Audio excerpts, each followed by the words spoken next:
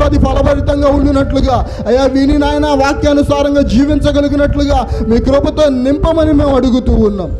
సహాయం దయచేయండి. మీ కృప కలిగిన స్థలాలకు మమ్మల్ని మేము అప్పగించుకుంటూ నీకే మహిమ ఘనత ప్రభావాలు ఆరోపిస్తూ యేసు అతి పరిశుద్ధ నామములో అడిగి వేడుకొని ప్రార్థిస్తున్నాము తండ్రి. ఆమేన్. ఆమేన్. హల్లెలూయా.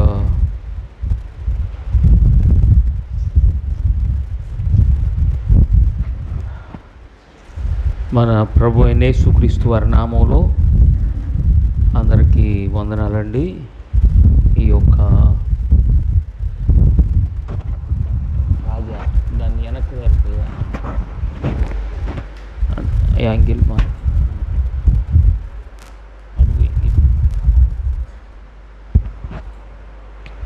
అది పోయింది ఇటు. దేవునికి స్తోత్రం. హల్లెలూయా.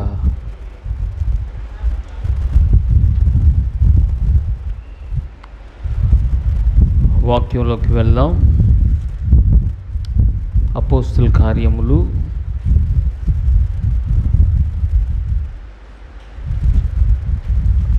1వ అధ్యాయం. అపోస్తుల కార్యములు 1వ అధ్యాయం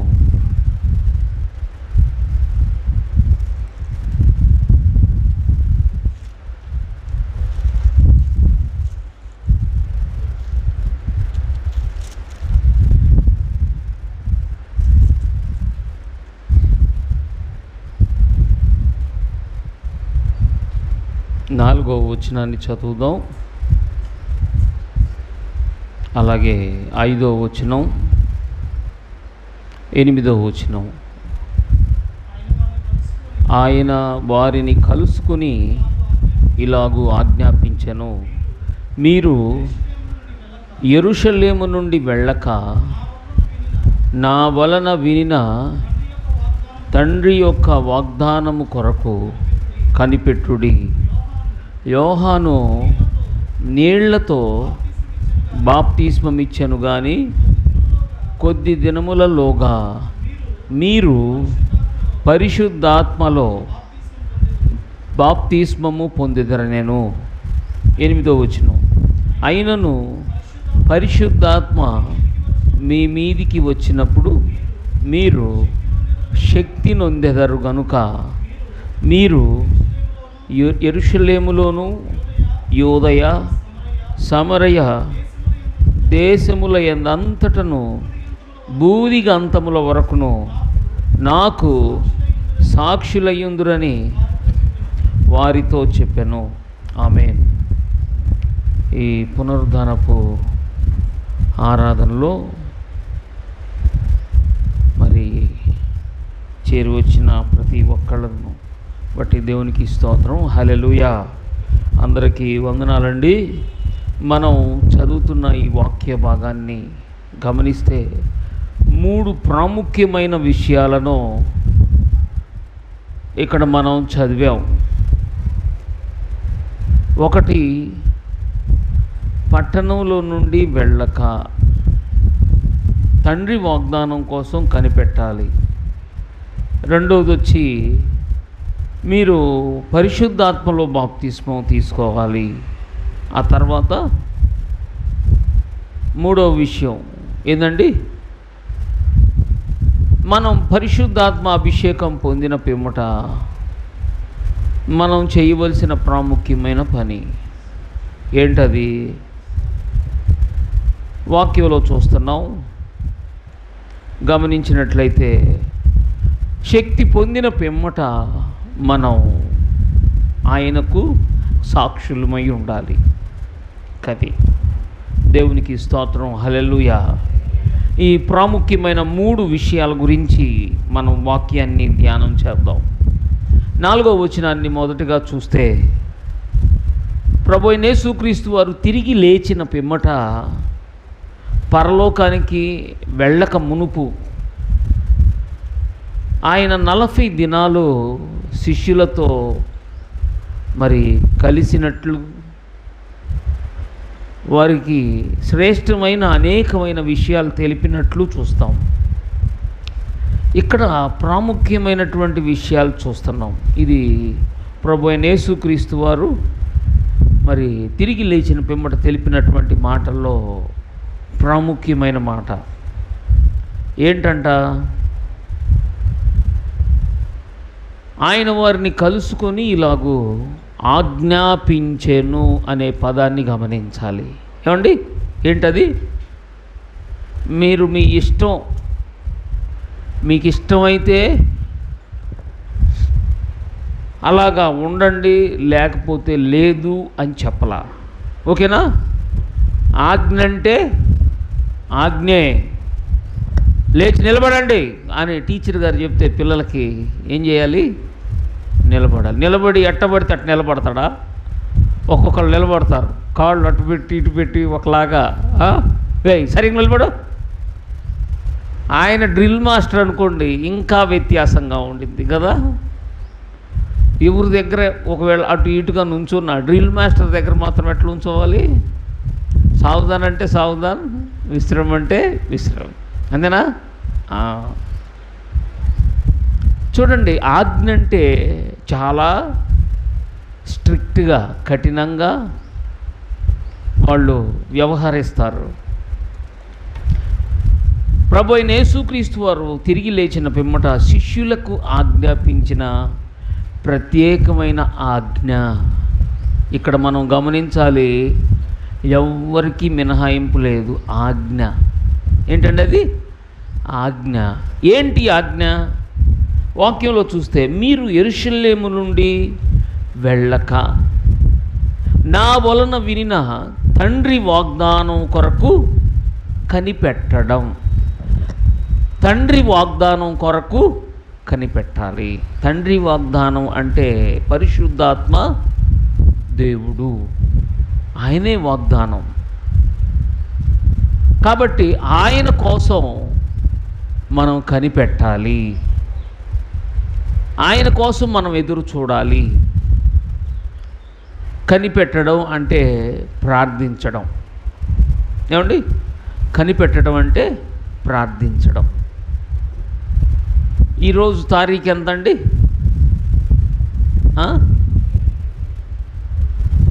29. ఖచ్చితంగా వచ్చే ఆదివారం 5వ తారీఖు. ఆ రోజు ఏందో తెలుసండి? ఒక స్పెషల్ డే. ఏందో తెలుసా? పెంతెకోస్తు ప్రార్థనా దినం. అంటే పెంతెకోస్తు డే అంటారు. యేసు ప్రభు వారు చనిపోయి తిరిగి లేచిన పిమ్మట, తిరిగి లేచిన దగ్గర నుంచి లెక్కేస్తే ఎన్ని రోజులు వచ్చింది? ఎన్ని రోజులు వచ్చిందండి? 50 రోజులు వచ్చింది. ఓకేనా? గుర్తుపెట్టుకోండి. ఆయన 40 రోజులుండి ఆరోహణం అయ్యారు. 40 రోజుల తర్వాత 10 రోజులు ఉందే. ఈ 40 + 10 ఎంత? 50 రోజులు. 50వ దినాన్ని పెంతెకోస్తు దినం అంటారు. 50 పెంతెకోస్తు అంటే ఏదో కాదు, 50వ దినం అంతే. పెంతెకోస్తు డే అంటే ఏంటండి? 50వ దినం, 50వ రోజు. ఓకేనా? ఇది ఈ పెంతెకోస్తు అనే ఆ రోజుని ఇశ్రాయేలీయులకు, యూదులకు ఒక ప్రత్యేకమైన పండుగ. ఇప్పుడు వచ్చే ఆదివారానికి ఆ పెంతెకోస్తు డే వచ్చిందనమాట. యేసు ప్రభు వారు చనిపోయి తిరిగి లేచిన దగ్గర నుంచి, ఓకేనా, యేసు ప్రభు వారు వెళ్ళటాన్ని, పరలోకానికి ఆరోహణం అవటానికి 40 రోజులు పట్టింది. వెళ్ళటానికి కాదు, 40 రోజులు వెళ్ళాడు. 40 రోజుల పాటు వాళ్ళతో కలవటం, మాట్లాడటం. అప్పుడప్పుడు అదివరకులాగా వాళ్ళతోనే సంచరించలేదు, కానీ వాళ్ళతో కలవటం, మాట్లాడటం చేశారు. సరే, చూడండి, యేసు ప్రభు వారు మరి ఆ పెంతెకోస్తు దినాన ఆయన వాగ్దానం చేసినటువంటి పరిశుద్ధాత్మ దేవుడు అప్పుడు పంపబడ్డాడు. ఏది? పెంతెకోస్తు దినాన. ఈ పెంతెకోస్తు దినాన్నే మరి మనం అంతా, ప్రపంచం అంతా కూడా క్రైస్తవ సంఘాలు గ్లోబల్ ప్రేయర్ డే అని దాన్ని నిర్వహించుకొని ఆ రోజున ప్రత్యేకంగా ప్రార్థన చేస్తారు. దాదాపుగా అన్ని స్థలాల్లో, అన్ని పట్టణాల్లో ప్రపంచవ్యాప్తంగా ఆ దినాన్ని ఏం చేస్తారండి? ప్రార్థనా దినంగా ఎంచుకొని జరిగిస్తారు. గుంటూరు పట్టణంలో కూడా మరి ఈ యొక్క ప్రార్థనా దినాన్ని జరిగిస్తున్నారు. వచ్చే ఆదివారం సాయంత్రం 6:30కి 6:30కి రావాలనుకున్న వాళ్ళు రావచ్చు, పాల్గొవచ్చు. గుంటూరు పట్టణపు ప్రజలందరూ కలిసి చేసే పని అది కనుక అందరం పాల్గొవచ్చు. మనం గమనిస్తే ఈ పెంతెకోస్తు దినానికి ముందు 10 రోజుల ముందు జరిగిన విషయం అన్నమాట ఇది. ఓకేనా? అంటే యేసు ప్రభువు తిరిగి లేచిన 40 రోజుల్లో ఏదో ఒక రోజు అయి ఉండవచ్చు. ఓకేనా? ఒకే రోజు ఈ మాటలన్నీ చెప్పలా ప్రభు. ఓకే, ఇక్కడ వాక్యంలో చూస్తున్నట్లు ప్రభు చెప్తున్నా, మీరు యెరూషలేములో నుండి వెళ్ళొద్దు. ఏం చేయొద్దు? పట్టణంలో నుంచి వెళ్ళొద్దు. అంటే యెరూషలేము దేవుని ఆలయం ఉన్న స్థలం. ఆ స్థలం ఉన్న దగ్గర నుంచి మీరు వెళ్ళొద్దు బయటికి. ఎందుకు వెళ్ళకూడదు అంటే అక్కడ ప్రత్యేకమైన ఒక రీజన్ ఉంది. ఏంటండి? మీరు నా వలన వినిన తండ్రి యొక్క వాగ్దానం కోసం కనిపెట్టాలి. అదే ఏంటంటే అది ప్రార్థన చేయాలి. దేవుని బిడ్డలు చేయవలసిన ప్రాముఖ్యమైన విషయం అది. ప్రతి ఒక్కళ్ళు ఆ రోజు యేసు ప్రభు వారు తిరిగి లేచి ఆయన వారికి ఇచ్చిన వాగ్దానం ఇది. ఆ వాగ్దానం కోసం కనిపెట్టాలి. వాళ్ళే కావచ్చు, ఈ రోజున్న మనందరం కావచ్చు, సర్వమానవాళి ఏం చేయాలి? కనిపెట్టాలి. తండ్రి వాగ్దానం కోసం కనిపెట్టాలి. నా వ్యక్తిగతంగా నేను కూడా కొంతకాలం పరిశుద్ధాత్మతో నింపబడటం కోసం కనిపెట్టి ప్రార్థన చేశాను. 40 రోజుల పాటు ఉపవాస ప్రార్థనలో పాల్గొని పరిశుద్ధాత్మ అభిషేకం పొందుకున్నాను. దేవుడి యొక్క శక్తి కోసం మనం నింపబడాలంటే కనిపెట్టి ప్రార్థన చేయాలి. చాలామందికి, చాలా సంఘాలకి ఈ అనుభవం, యేసు ప్రభువు నేర్పించిన ఈ అనుభవం తెలియదు. అది నిజంగా ఎంతో బాధాకరమైన విషయం.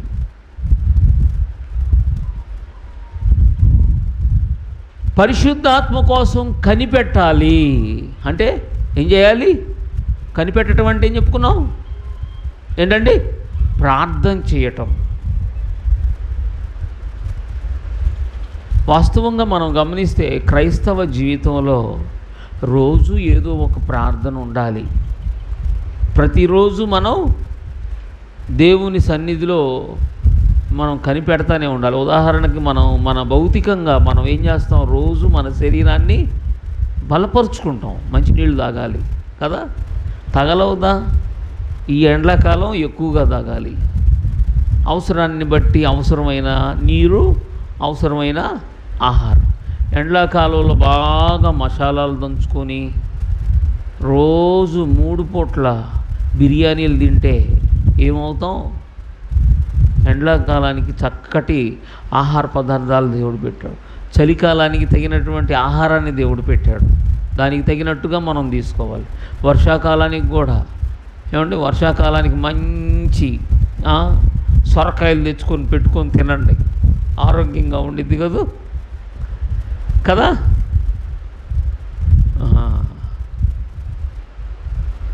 మనం గమనిస్తే అవసరమైన సమయంలో అవసరమైన ఆహారాన్ని శరీరానికి ఎట్లా అవసరమో ఎలా తీసుకుంటామో ఆధ్యాత్మికంగా కూడా మన జీవితంలో మనకు అవసరమైన దాన్ని మనం తీసుకోవాలి. చూడండి, ఈ అంత్య దినాల్లో దేవుని బిడ్డలందరికీ దేవుడిస్తున్న మొదటి ప్రాముఖ్యమైన ఆజ్ఞ కనిపెట్టాలి. తండ్రి వాగ్దానం కోసం కనిపెట్టాలి. ఇదేందండి? ఇదేమి ఎగ్జంప్షన్ కాదు. ఖచ్చితం. ఏంటండి, ఛాయిస్ లేదిడా.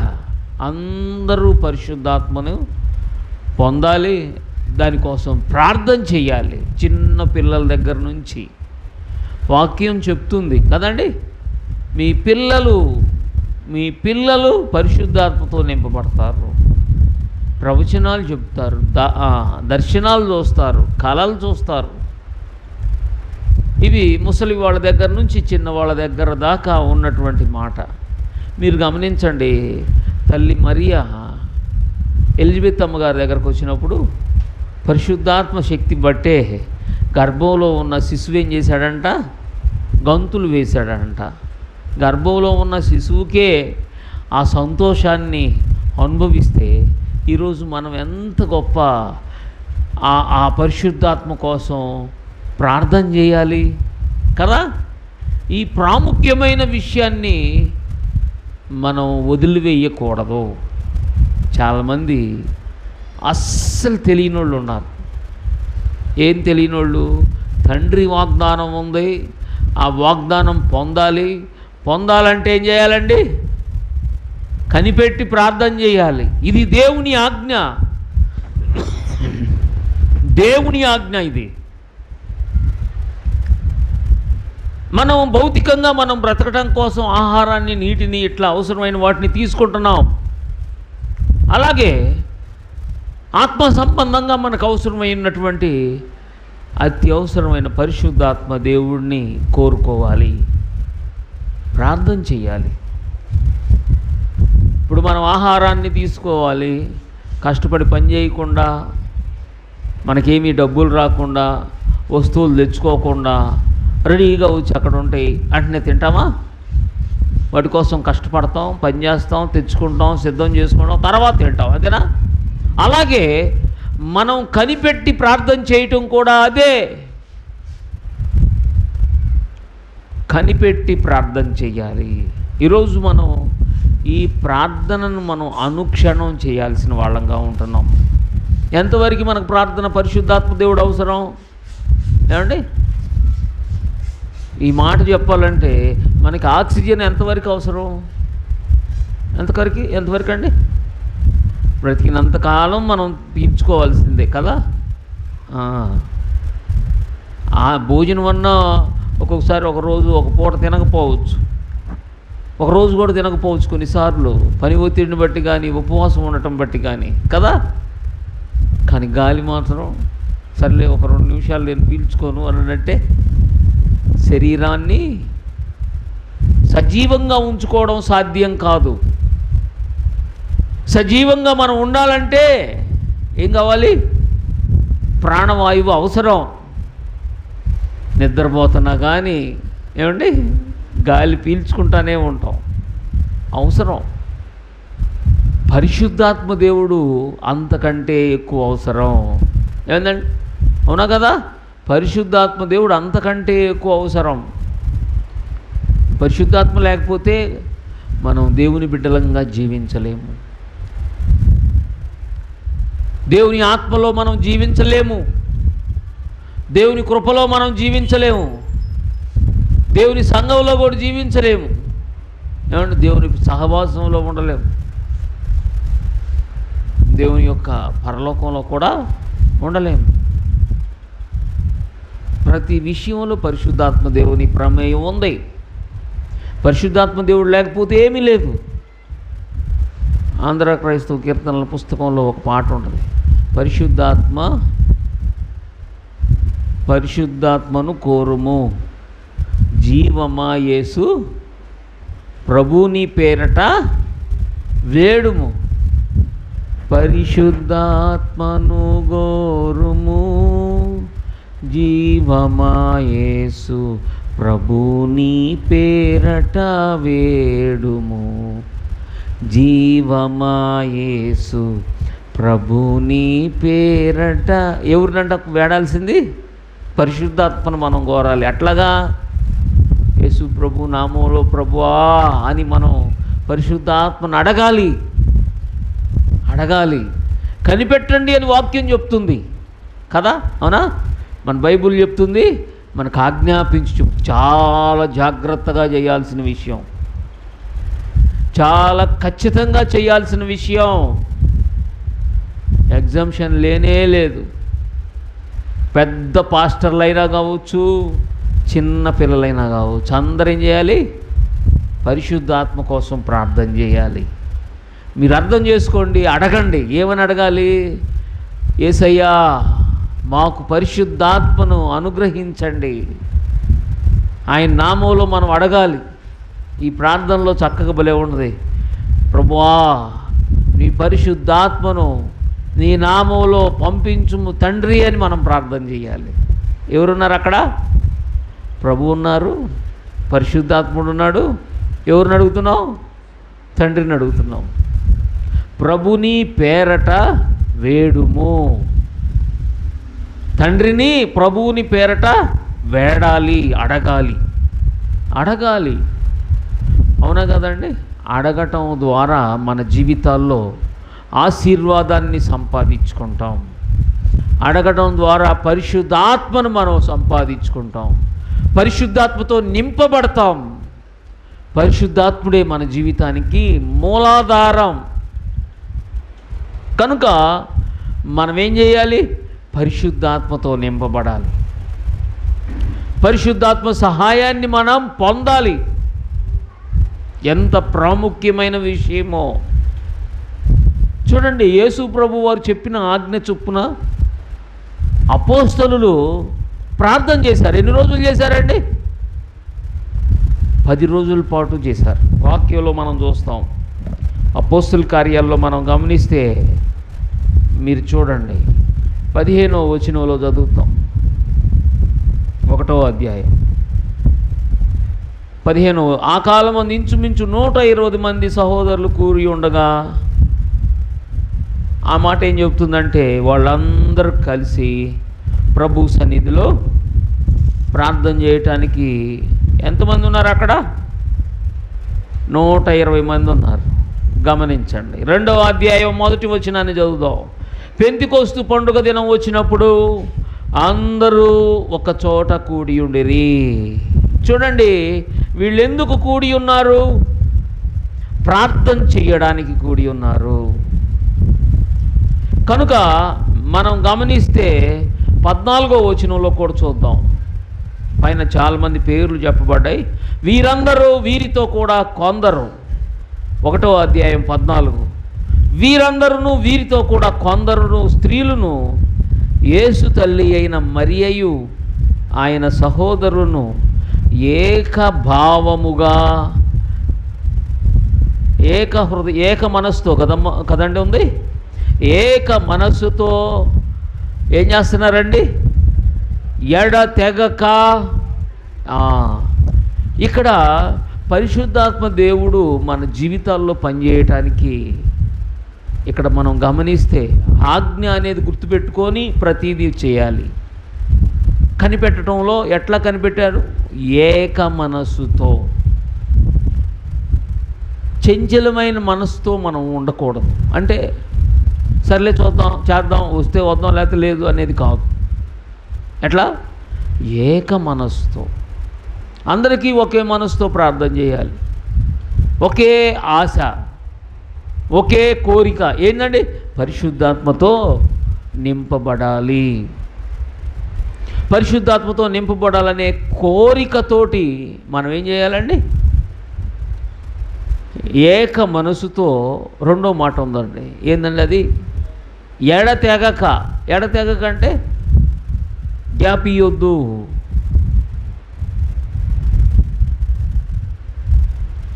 ఆ చక్కటి తీగని, ఈ ప్రార్థన చేయటం కొనసాగింపుని మధ్యలో ఆపొద్దు. ఎడతెగకుండా ప్రార్థన చేస్తూ ఉన్నారు అపోస్తలులు. నిజంగా వాళ్ళకి ఇక వేరేదేమీ లేకుండా అక్కడ పరిశుద్ధాత్మతో నింపబట్టం మాత్రమే ప్రాముఖ్యంగా ఉంది. బాగా గమనించండి. వాళ్ళకి పిల్లలు ఉన్నారు, వాళ్ళకి పనులు ఉన్నాయి, వాళ్ళకి ఎన్నో అవసరాలు ఉన్నాయి, అక్కర్లు ఉన్నాయి. ఇవన్నీ వాళ్ళు ప్రాముఖ్యంగా పెట్టుకోలేదు. ఏం పెట్టుకున్నారు ప్రాముఖ్యం? తండ్రి వాగ్దానాన్ని మాత్రమే కనిపెట్టాలి. తండ్రి వాగ్దానం కోసం వాళ్ళంతా ప్రాకులాడుతున్నారు, 120 మంది కలిసి. కాబట్టి మనం గమనించాల్సింది ఏంటంటే, పరిశుద్ధాత్మ పొందడం ఎంత ప్రాముఖ్యం అంటే, మన ఆహారం కంటే ప్రాముఖ్యం, మన యొక్క బాధ్యతల కంటే ప్రాముఖ్యం, మనకున్న అనేకమైనవి ఏవిటి కంటే ప్రాముఖ్యమైనవిగా ఉన్నాయి. అప్పుడు ఇంత ప్రాముఖ్యమైనటువంటి వాటిని వదులుకొని పరిశుద్ధాత్మ కోసం ప్రార్థన చేస్తున్నారంటే, దాంట్లో మనకెంత ప్రాముఖ్యంగా మనం చేయవలసిన వాళ్ళంగా ఉంటున్నామో అర్థం చేసుకోవాలి. ఏమండి, మనం పరిశుద్ధాత్మతో నింపబడాలి. గట్టిగా దేవునికి స్తోత్రం చెల్లించుదాం. హల్లెలూయా, హల్లెలూయా. పరిశుద్ధాత్మతో నింపబడటం కోసం మనం ఎంత ఖచ్చితమైన మనస్సుతో దేవుని దగ్గరకు రావాలో గమనించాలి. ఒకవేళ కనుక మనం అలా చేయకపోతే మనలో లోకం పనిచేసిద్ది, శరీరం పనిచేసిద్ది, సాతాను వాడు పనిచేస్తాడు. పరిశుద్ధాత్ముడు మనలో లేకపోవడం వల్ల మనం దేవుని ప్రజలంగా పిలువబడలేం. పిలువబడటం కోసం కాదు, దేవుని పిల్లలమై ఉండాలి. ఇప్పుడు మనలో ప్రాణం ఉంది అంటే మనం బ్రతికున్నాం, ప్రాణం లేకపోతే చచ్చిపోయాం. పరిశుద్ధాత్ముడు ఉంటేనే మనం బ్రతికి ఉన్నవాళ్ళం, లేకపోతే చచ్చిపోయిన వాళ్ళం. పరిశుద్ధాత్ముడు ఉన్న సంగతే మాకు తెలియదనే ప్రజలు ఉన్నారు, పరిశుద్ధాత్మతో సంబంధం లేని ప్రజలు ఉన్నారు, పరిశుద్ధాత్మను దుఃఖపెట్టే ప్రజలు ఉన్నారు. పరిశుద్ధాత్మ వాళ్ళలో నుంచి పోయేటట్టుగా, విడిచిపోయేటట్టుగా ఇబ్బందికరంగా ఉండేవాళ్ళు కూడా ఉన్నారు. ఎవరున్నారని అట్టగా ఉన్న వాళ్ళు ఎవరో ఒకళ్ళు చెప్పండి. పాత నిబంధనలో సౌలు ఉన్నాడు, క్రొత్త నిబంధనలో చాలామంది ఉన్నారు కదా. ఆత్మకు విరోధముగా పోరాడుతూ ఉంటారు కొంతమంది, ఆత్మకు విరోధంగా. ఈరోజు మనం ఆత్మతో నింపబడటం కోసం ఒక స్థిరమైన ఆజ్ఞగా మన హృదయంలో పెట్టుకొని ఏక మనసుతో ఎడతెగకుండా మనం ప్రార్థన చేయాలి. సంఘంగా ప్రార్థన చేయటం యొక్క ప్రాముఖ్యత ఏంటంటే, కొంతమంది కలిసి చేసే ప్రార్థన యొక్క ప్రాముఖ్యత దేవుడు అర్థం చేసుకుంటారు. అందుకే మనం సంఘం అంటే దేవుడికి ప్రేమ, ప్రాణం పెడతాడండి కదా. ఆయన సంఘమును ప్రేమించి అది ముడత, మచ్చ, కళంకం వాటిది మీద ఏది లేకుండా మహిమగల సంఘంగా తన ఎదుట దానిని ఉంచుకోవడం కోసం ఆయన ఏం చేశాడంటండి, దాని కొరకు తన్ను తాను అప్పగించుకొనెను. ఇంకో చోట బలిగాను అర్పణగాను సమర్పించుకున్నారు. అప్పుడు సంఘం యొక్క ప్రాముఖ్యత. అందుకే మనం సంఘంగా కూడుకున్నప్పుడు నిద్రపోయేవాళ్ళు, అనవసరమైనటువంటి వాటిల్లో పడ్డవాళ్ళు ఈ చక్కటి ఏకాగ్రతని కోల్పోవటానికి కారణంగా మారుతారు. నిద్ర అంటే అది భయంకరమైన విషయం, మీకు తెలుసండి. నిద్రపోవాలంటే ముందు దాని సిగ్నల్ ఏంది చెప్పండి? ఆవులింత. ఆవులింత ఏంది? అదేమి దాంతో ఊరుకోగా ప్రపంచం మొత్తాన్ని కదిలిచ్చింది కదా. అనగానే పక్కన వాళ్ళు అందరు నోళ్ళు తీరుస్తారు. నేను కొంతకాలం నుంచి ఒక ట్రిక్ ఏదన్నా తెలుసుకోవాలి, ఈ ఆవులింతలు రాకుండా చెయ్యాలంటే ఎలా. రాత్రులు పనులు ఉంటాయి, నిద్రపోవటానికి కుదరదు కొన్నిసార్లు. అయినా కానీ అధిగమించే మార్గం ఏమన్నా ఉందా? మీకు ఏదన్నా ఐడియా ఉంటే నాకు చెప్పండి, నేను కూడా దీన్ని చేస్తాను. మీకు తెలియకపోతే తెలుసుకుందాం. మొత్తం మీద ఏది ఆవులింతలు రాకూడదు. నేను అంటా ఉండగానే ఆవులింతలు వచ్చేసేస్తున్నాయి చాలామందికి.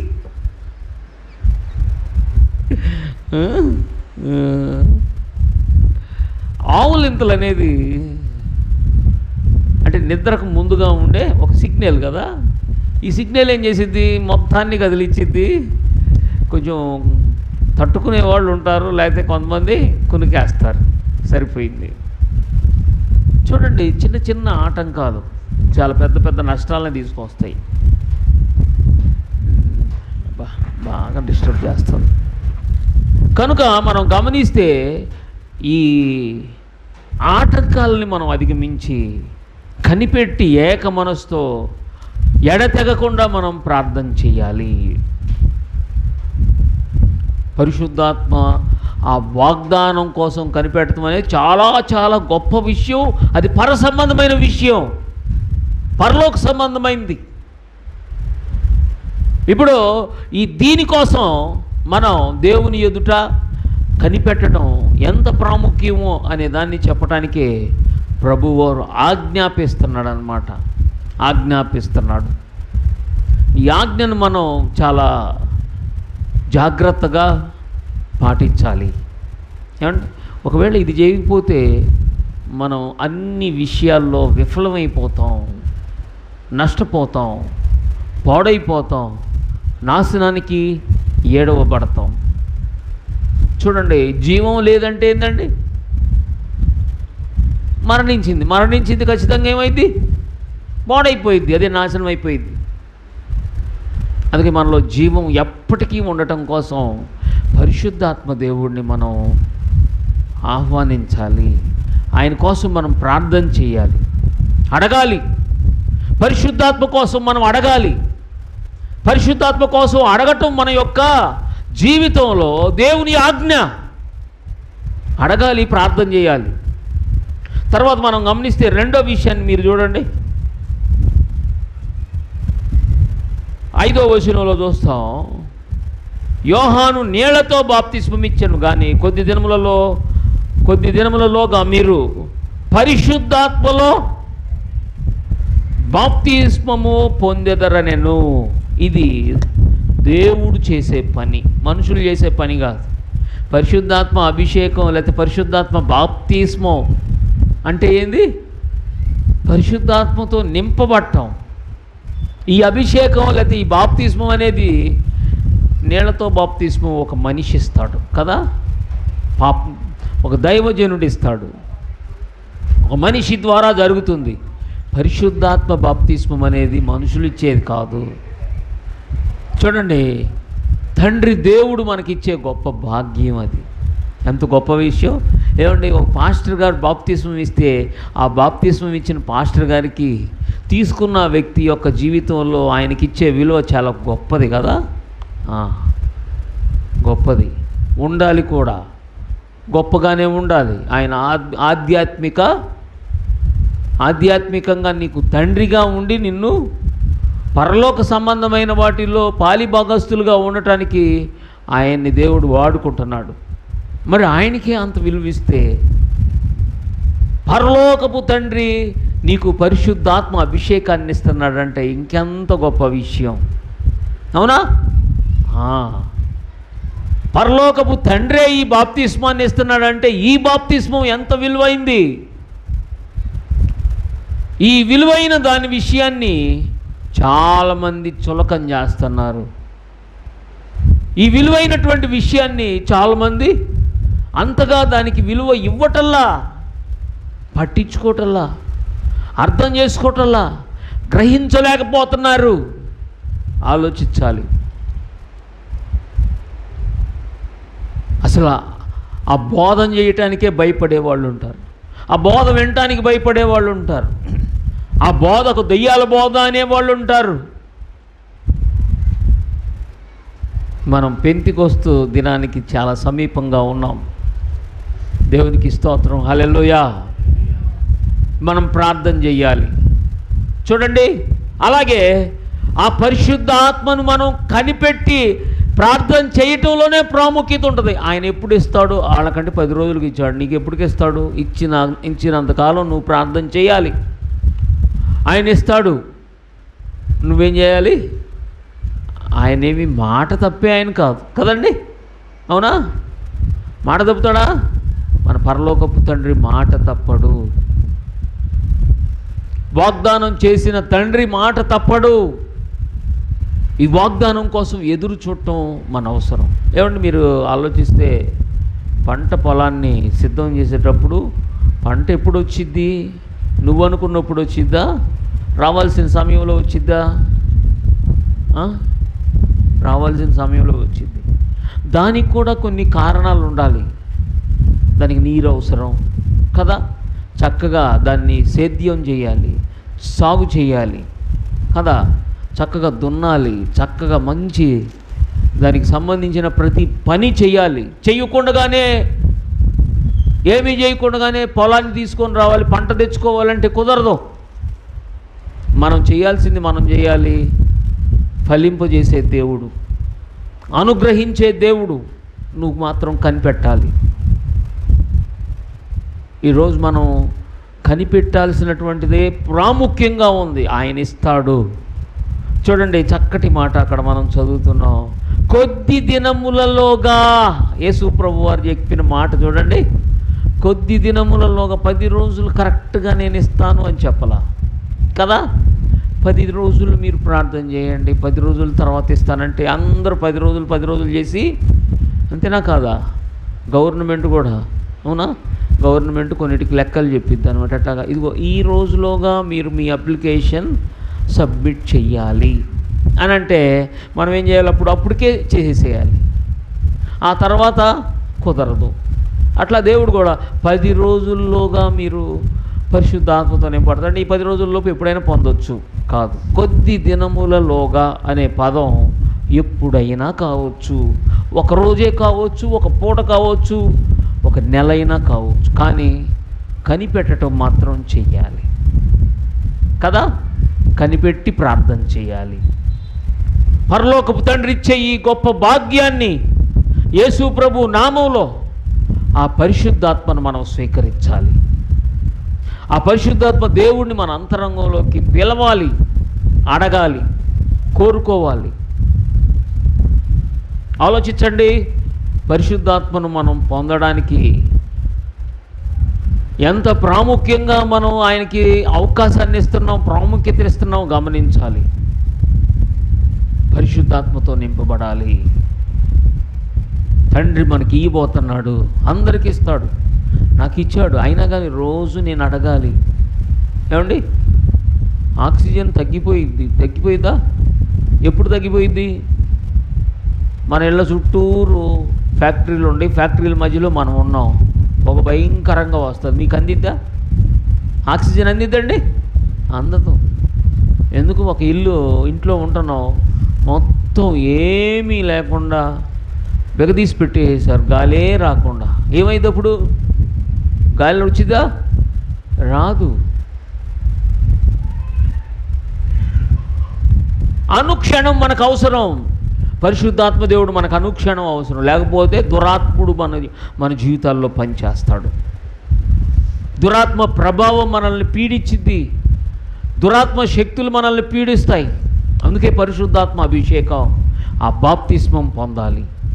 ఏంటంటే అది బాప్తిస్మం. ఇప్పుడు నీళ్ళల్లో బాప్తిస్మం పొందగానే పొందినట్టు కాదు. అర్థమైందండి? నీళ్లల్లో పొందిన బాప్తిస్మం పరిశుద్ధాత్మ బాప్తిస్మం కాదు. ఆ లెక్క ఏంటంటే వాళ్ళు ఆల్రెడీ పొందే ఉన్నారుగా, అవునా? ఎవరు?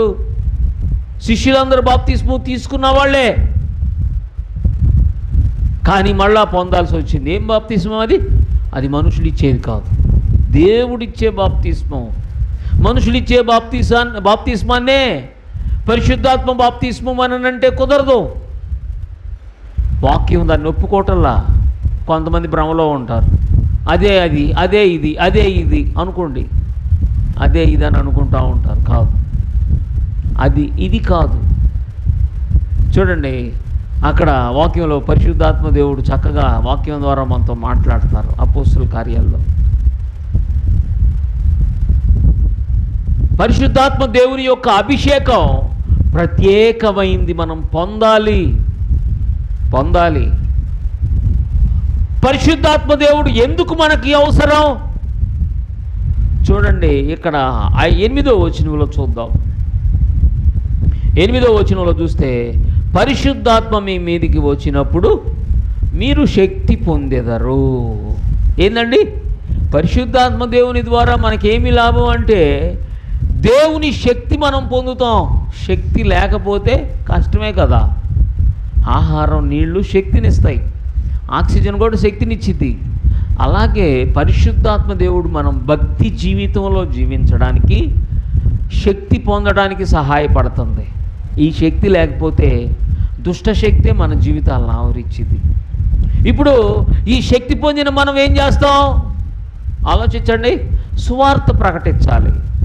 ఈ రోజుల్లో మనం చేయాల్సిన ప్రాముఖ్యమైన పని ఈ 3 ప్రాముఖ్యమే. ప్రార్థన చేయాలి, పరిశుద్ధాత్మ అభిషేకం పొందాలి, తర్వాత సువార్త చేయాలి. ప్రతి ఒక్కళ్ళు చేయాలి. అందరూ చేయాల్సిన ప్రాముఖ్యమైన విషయం ఏమండి? ఇక్కడ వాక్యంలో చూస్తే చక్కగా వివరించి చెప్పబడింది. లూకా సువార్త, మత్తయి సువార్త, మార్కు సువార్తలోనైతే మీరు సర్వలోకానికి వెళ్ళండి అని సింపుల్గా చెప్పారు. అంతేనా? మీరు సర్వలోకానికి వెళ్ళి సర్వ సృష్టికి సువార్త ప్రకటించండి. ఇక్కడట కాదు, చాలా వివరంగా చెప్పారనమాట. గనుక శక్తి పొందేదరు గనుక మీరు యెరూషలేములోను, యోదయలోను, సమరయ దేశముల అంతటను బూదిగంతముల వరకు నాకు సాక్షులయ్యుందురు.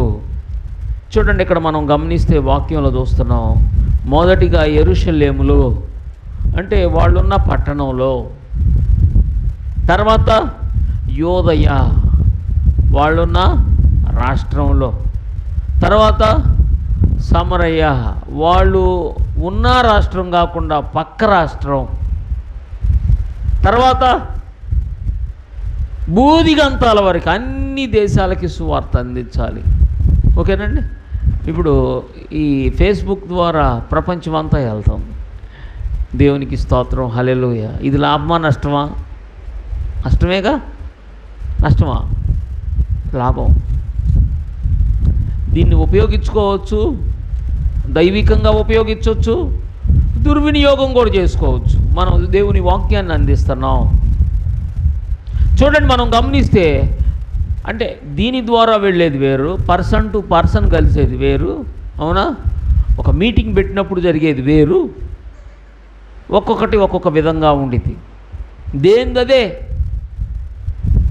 ఒక మనిషిని ఫోన్లో మాట్లాడిన దానికి, ఎవరో ఒకళ్ళ ద్వారా ఒక సమాచారం తెలియజేసిన దానికి, మనమే వెళ్ళి వ్యక్తిగతంగా వాళ్ళని కలిసినప్పుడు జరిగే పని వ్యత్యాసం ఉండిద్దండి.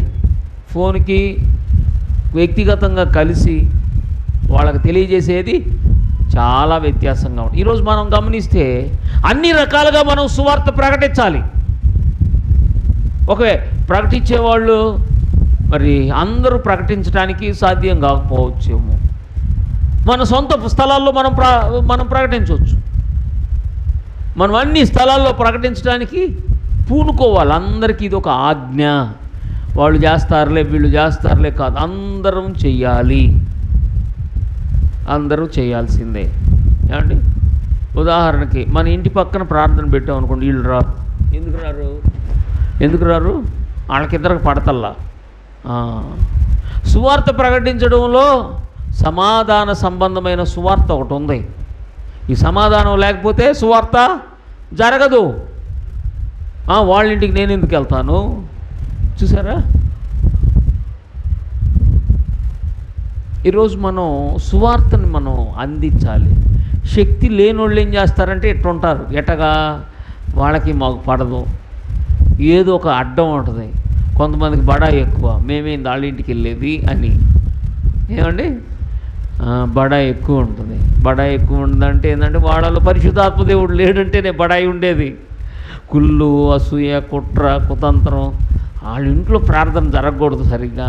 కాబట్టి ఏం చేయాలి? ఏదో ఒకటి అడ్డం. అదే పరిశుద్ధాత్మ దేవుడు దుష్టశక్తులు పనిచేస్తున్నాయి. మనం దేవుని సంఘంగా మనం ఏం చేయాలంటే అంత ఏక మనసుతో ఉండాలి.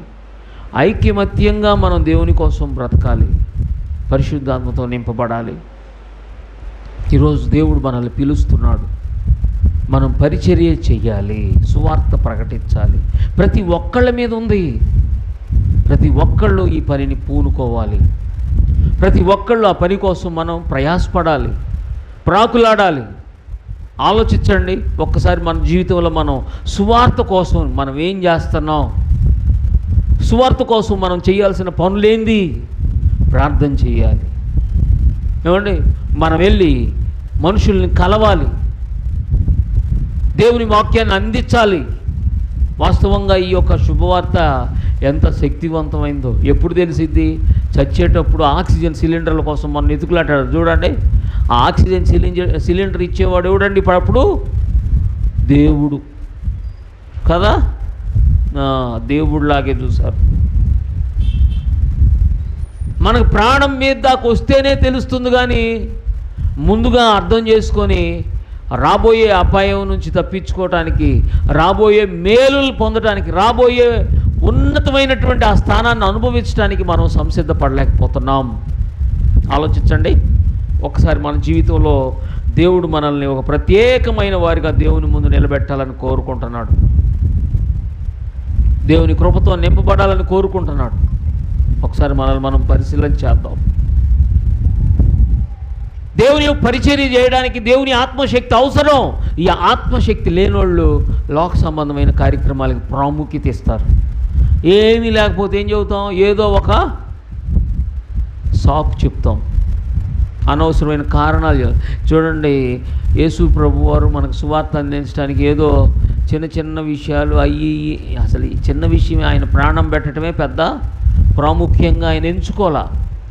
యేసు ప్రభు కాదు, అపోస్తలుడైన పౌలే అంటాడు, నా పరుగును నా ప్రభువు యొక్క సువార్తను ప్రకటించడానికి నా ప్రాణాన్ని కూడా నేనేమి ప్రాముఖ్యంగా పెట్టుకోవటంలా.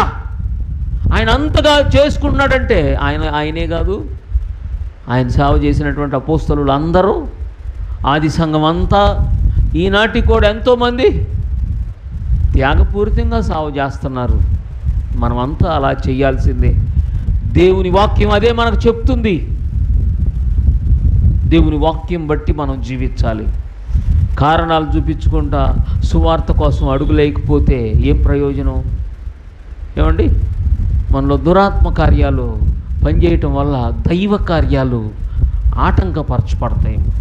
మనలో దైవ కార్యాలు ఆటంకపరచబడటానికి కారణం దురాత్మ క్రియలు. దురాత్మ క్రియలు అంటే అదేం పెద్ద వ్యభిచారమో, నరహత్యలు చేయటమో, ఇంకేదో కాకపోవచ్చు. గర్వం కూడా అదే. గర్వం వల్ల మనం ఒక అడుగు తీసి ఆ అడుగు ఎందుకు నేను తీయాలి, అడుగు వేస్తే అమ్మో నేను దిగను అంటారు కదా.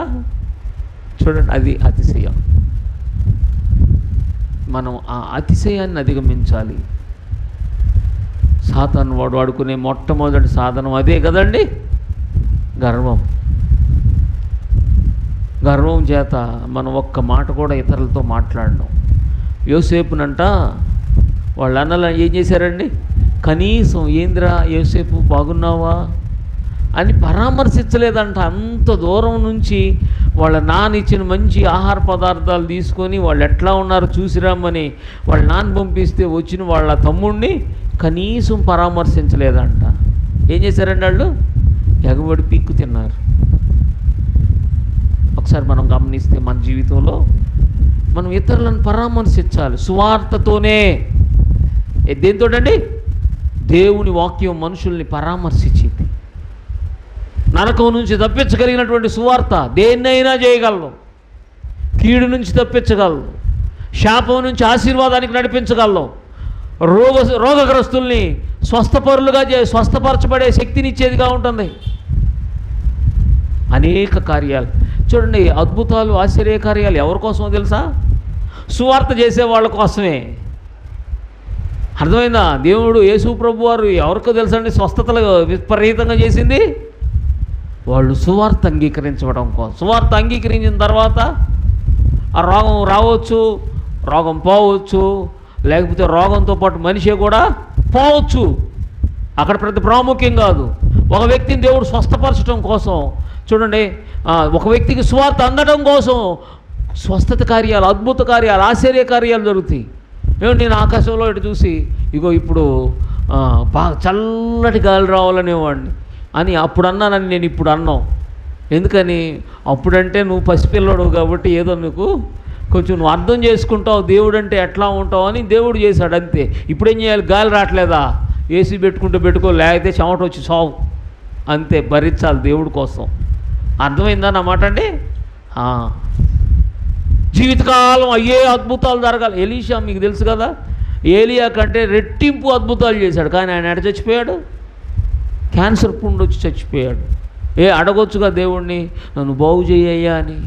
ఇప్పుడు పౌలు గారు ఉన్నాడు, చచ్చిపోయిన వాళ్ళని బ్రతికిచ్చాడు. కానీ ఆయన చూడండి, ఒక రోగం ఉందంట ఆయనకి, నాలో ఒక ముళ్ళు ఉంది అని చెబుతూ ఉంటాడు.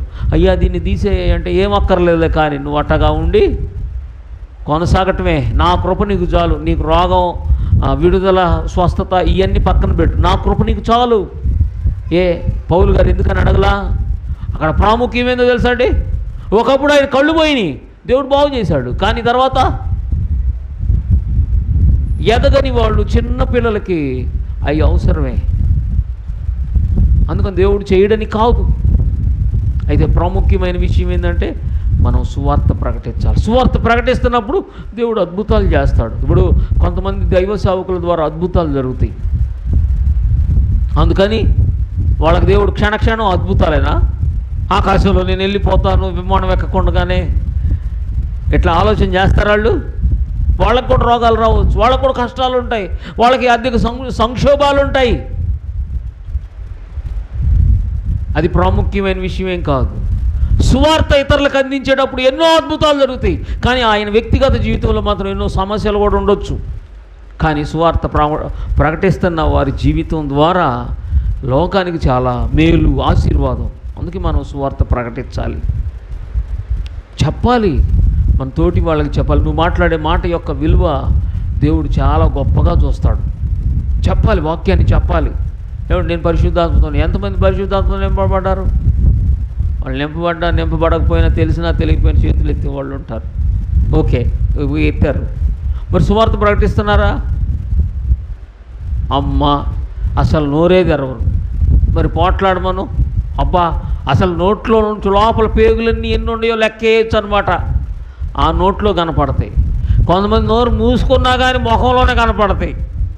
అంటే వాళ్ళు నోరే మూసుకొని ఉన్నారు, మొత్తం చూపించగలరు. అది అంటే చూడండి, మరి గమనిస్తే మనం దేవుని కోసం సువార్త ప్రకటించే వాళ్ళమై ఉండాలి కదా. అక్కడ మీరు మాట్లాడుతున్నారు ఇవన్నీ కాదు, దేవుని వాక్యాన్ని మనం ఇతరులకు అందించాలి. పరిశుద్ధాత్మ అభిషేకం పొందాలి, పరిశుద్ధాత్మ కోసం ప్రార్థన చేయాలి, సువార్త అందించాలి. నువ్వు ప్రార్థన చెయ్యి. ఏమండి ఇక్కడ అందరూ సువార్త అందించలేకపోతున్నారు అనవచ్చు, అంతేనా కదా, ఏం చెప్పక్కర్లేదు. అందుకే ఏం చేయాలి, మనం చర్చికి తీసుకురండి చాలు కదా. వాక్యం చెప్తారు పాస్టర్ గారి దగ్గరికి, పాస్టర్ గారు చెప్తాడు. కొన్నిసార్లు మనం మీటింగ్స్ పెట్టాల్సి వచ్చేది, కొన్నిసార్లు మనం సువార్త ప్రకటించడం కోసం అనేకమైనటువంటి ప్రయాణాలు చేయాల్సి వచ్చింది. అట్లాగా మనం సిద్ధపడాలి కదా. ఏమండి తోమా గారు ఎక్కడో ఏదో దేశం, ఈరోజు ప్రయాణాలు చేయడానికి ఎన్నో అవకాశాలు ఉన్నాయి. ఏ అవకాశం లేనప్పుడు ఆయన ఎలా రాగలిగాడు, ఎలా సేవ చేయగలిగాడు? ఏమండి ఎలాగా ఈ దేశంలో సువార్త ప్రకటించడానికి తెలియని భాష, అంతేనా, తెలియని భాష కదండి. భారతదేశంలో ఎన్నో భాషలు ఉన్నాయి, ఒకటా రెండా మూడా, ఒక్కొక్క ప్రాంతానికి ఒక్కొక్క భాష, ఒక్కొక్క ఊరికి ఒక్కొక్క భాష ఉండేది. మరి అట్లాంటప్పుడు ఆయన ఎలాగా నేర్చుకున్నాడు, ఎలా ప్రకటించాడు, ఎలాగ రక్షణ మార్గంలో నడిపించాడు? పరిశుద్ధాత్మ అభిషేకం నీ మీద ఉంటే అన్నీ చేయబడగలవు కదా. ఈరోజు దేవుడు మనల్ని అలా వాడుకోవాలని కోరుకుంటున్నారు. ఆ కృపలో మనం నిలిచేటట్టుగా ప్రభువా నీ ఆత్మశక్తితో నన్ను నింపయ్యా అని మనం ప్రార్థన చేద్దాం, కనిపెడదాం, ప్రార్థన చేద్దాం, పొందుకుందాం, ప్రకటించుదాం. ఆ కృపలో మనం అందరం ఆశీర్వాదకరంగా నింపబడినట్లు అందరం ప్రార్థన చేద్దాం, లేచి నిలబడదాం. ఈ మాటలు మన వినికిడిలో దేవుడు దీవించి ఆశీర్వదించును గాక. ఆమేన్. ప్రార్థన చేద్దాం.